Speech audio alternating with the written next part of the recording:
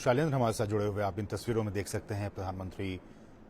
केवड़िया में मौजूद और सरदार वल्लभ भाई पटेल को उन्होंने पुष्पांजलि अर्पित की। और आपने आसमान में देखा,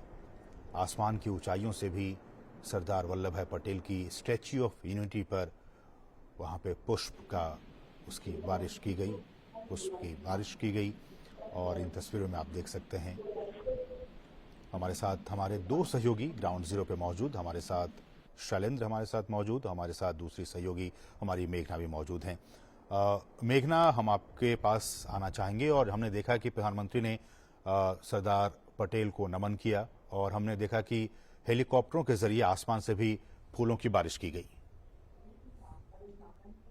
बिल्कुल। और देखिए, ये हम देखते हैं जब से नेशनल यूनिटी डे मनाया जा रहा है और खासकर स्टैच्यू ऑफ यूनिटी इसका केंद्र बना, जब से ये जो प्रतिमा है वो पूरी तरीके से वो बन गई और उसके बाद यहाँ पर नेशनल यूनिटी डे के सेलिब्रेशन होते हैं, एक यूनिटी परेड होता है, प्रधानमंत्री यूनिटी प्लेज दिलवाते हैं और उसके साथ ही हम सभी को याद भी दिलाता है ये दिन कि सरदार साहब ने किस तरीके से एकीकरण की शक्ति को समझाया। उन्होंने किस तरीके से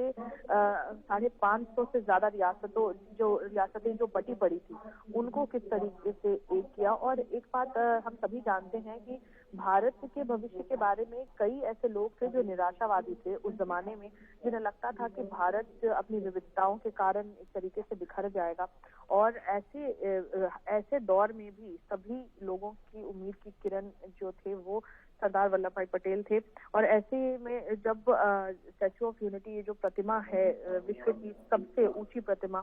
उसका जब लोकार्पण हुआ तब प्रधानमंत्री नरेंद्र मोदी ने भी ये कहा था कि जो हमारी भावी पीढ़ियां हैं ये प्रतिमा उनको साहस, सामर्थ्य और संकल्प को याद दिलाती रहेगी जो सरदार वल्लभ भाई पटेल में थी,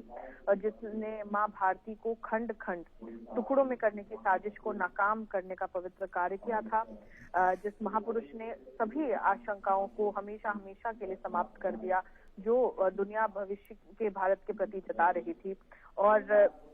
लौह पुरुष सरदार वल्लभ भाई पटेल के इस प्रतिमा से प्रधानमंत्री नरेंद्र मोदी, हम जानते हैं, कई ऐसे अहम कार्यक्रम का केंद्र अब स्टैच्यू ऑफ यूनिटी बन चुका है जो हम साफ तौर पर देखते हैं। और इसके साथ ही जो यूनिटी परेड है वो काफी खास होती है जो यहाँ होती है हर यूनिटी डे के दिन। और इस बार भी हम देखेंगे कि 5 स्टेट की पुलिस फोर्स जो हरियाणा से, मध्य प्रदेश से, तेलंगाना से, उड़ीसा से, त्रिपुरा से, यहाँ की स्टेट पुलिस फोर्सेस भी हिस्सा ले रही हैं इसमें, बीएसएफ के कंटिजेंट्स भी हिस्सा ले रहे हैं। उसके साथ ही जो पुलिस स्पोर्ट्स मेडल विनर्स हैं कॉमनवेल्थ गेम्स 2022 में, वो भी इस परेड में हिस्सा लेंगे। तो जो राष्ट्रीय एकता दिवस परेड है वो अपने आप में ही एक बहुत बेहतरीन कार्यक्रम होता है। यूनिटी डे पे स्टैच्यू ऑफ यूनिटी के पास ही एक परेड ग्राउंड है, वहां पर इस कार्यक्रम को किया जाता है। उसके साथ ही इस बार का मुख्य अट्रैक्शन असीम अगर बताएं तो जो ट्राइबल बच्चे हैं उनका एक म्यूजिकल बैंड है जो अंबाजी से आया है। और इस बैंड की ये खासियत है कि इस बैंड के जो मेंबर्स हैं वो एक समय में अंबाजी मंदिर, जो एक बहुत अहम शक्तिपीठ है यहाँ गुजरात में स्थित बनासकांठा जिले में, वहां पर ये बच्चे भीख मांगा करते थे एक समय पर। और आज इनका एक म्यूजिकल बैंड है तो वो उसका भी यहाँ पर एक स्पेशल परफॉर्मेंस होगा जो एक स्पेशल अट्रैक्शन है आज के इस परेड का। और उसके साथ ही एनसीसी का भी एक स्पेशल शो होने वाला है जिसमें हम श्रेष्ठ हैं, इस थीम पर एक स्पेशल शो होगा, कल्चरल प्रोग्राम्स भी होंगे और कई कल्चरल परफॉर्मेंसेस होंगी अलग अलग स्टेट्स की। तो हर बार एक तरीके से देखा जाए तो जो यूनिटी परेड होती है वो देश की जो विविधता में एकता है उसका एक प्रदर्शन होता है, उसका एक शोकेस होता है और वही इस बार भी होने वाला है। बिल्कुल, ये तो आपने बताया प्रोग्राम, लेकिन मेघना अगर आप थोड़ी सी जानकारी में दे सकें हमारे दर्शकों के लिए कि सरदार वल्लभ भाई पटेल, और जब प्रधानमंत्री इस बात को कहते हैं कि 2047 तक जब हम 100 साल मनाएंगे अपनी आजादी को, पंच प्रण के लिहाज से, और पंच प्रण को जिसका प्रण लिया प्रधानमंत्री ने लाल किले से 15 अगस्त के दिन कि हम 2047 तक भारत को एक विकसित राष्ट्र बनाएं,